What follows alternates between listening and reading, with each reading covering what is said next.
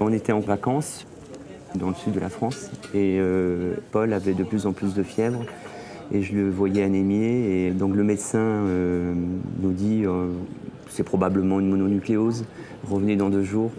Et puis plus ça allait, plus ça se dégradait. Donc on est revenu 2 jours après et il nous a dit ah c'est probablement plus grave. Et donc Paul a fait une prise de sang.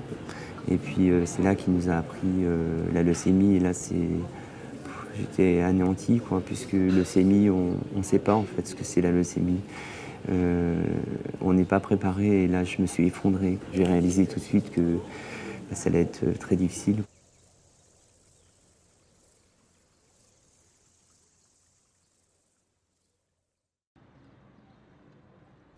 L'urgence de la prise en charge ne laisse pas le temps aux familles de digérer la nouvelle. L'hospitalisation de l'enfant, la multitude d'examens qu'il doit subir, la mise en place du traitement sont autant d'épreuves qui s'enchaînent en quelques jours. Très rapidement, les parents ont un aperçu de ce à quoi ils vont être confrontés. Et pour ceux qui habitent loin de l'hôpital, se pose rapidement la question de se loger pour accompagner au mieux leur enfant. J'ai connu l'appel en fait le premier jour d'hospitalisation de Paul, c'était un mercredi. Et par chance, il y avait donc Annie et puis Rose de l'appel, ils ont une permanence le mercredi. Et donc très rapidement, ils m'ont recueilli, c'est le mot je crois. Ils m'ont recueilli et ils m'ont proposé un appartement ici à l'appel. Donc l'appel c'est l'association philanthropique des parents d'enfants leucémiques. Et on a la chance, nous, parents, de pouvoir être accueillis dans des appartements, puisqu'on habite à 1h30 de l'hôpital. Et ça allait être compliqué physiquement, mais aussi économiquement, puisque c'est un coût, hein, les trajets. Et on a la chance d'avoir à disposition, en fait, 2 ou 3 chambres pour les parents qui ont des enfants malades. Les premières nuits, on est vraiment seul. On est vraiment seul. On se demande ce qu'on fait là, puisque la maladie tombe comme ça, quoi. Et franchement, on se sent vraiment isolé, quoi. Et à la fois, on était dans moi j'étais dans un endroit confortable et donc c'est aussi rassurant quelque part. Même si à cause de la maladie, on est dans des dispositions un peu compliquées.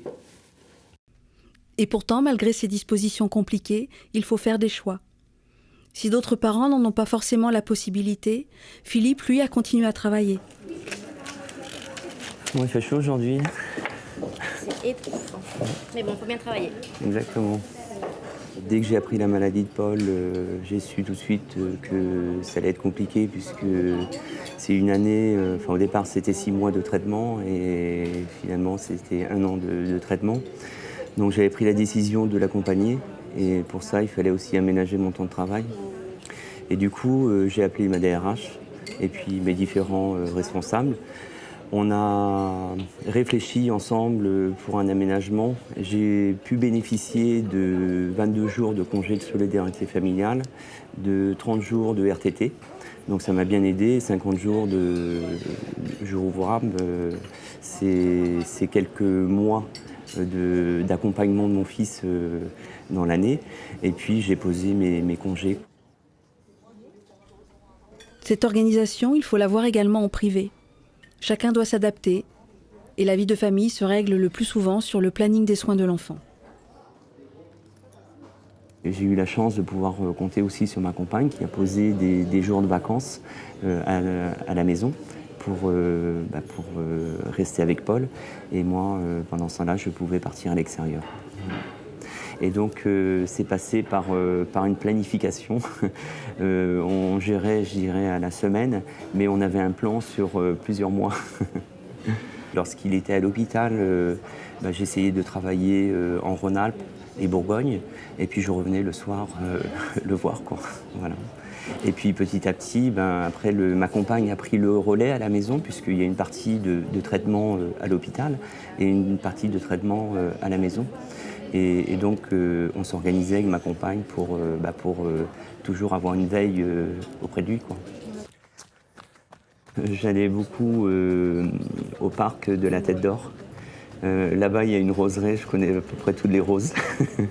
Et puis, je faisais beaucoup de sport, mais je me suis très vite épuisé, puisque c'est la maladie de son enfant, surtout ce genre de maladie, ça épuise énormément et je ne voulais pas non plus me diminuer. Donc, j'essayais de faire du sport raisonnablement.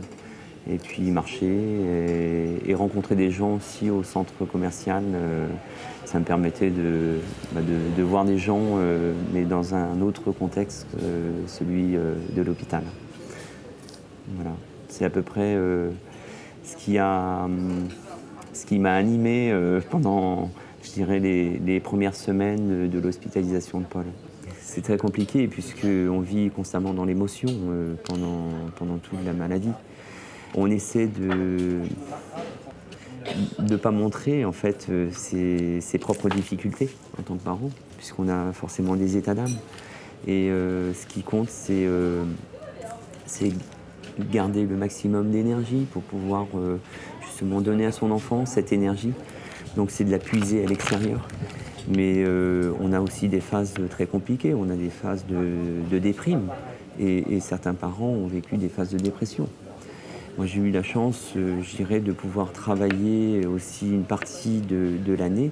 Moi, ça m'a permis aussi de puiser de l'énergie à l'extérieur et pour pouvoir en donner à mon enfant, quoi. Mais le moral évolue en fonction de la santé de son enfant, quoi. Voilà. Je crois qu'on fonctionne en symbiose et on vit complètement la maladie de son enfant. Ses difficultés physiques et morales.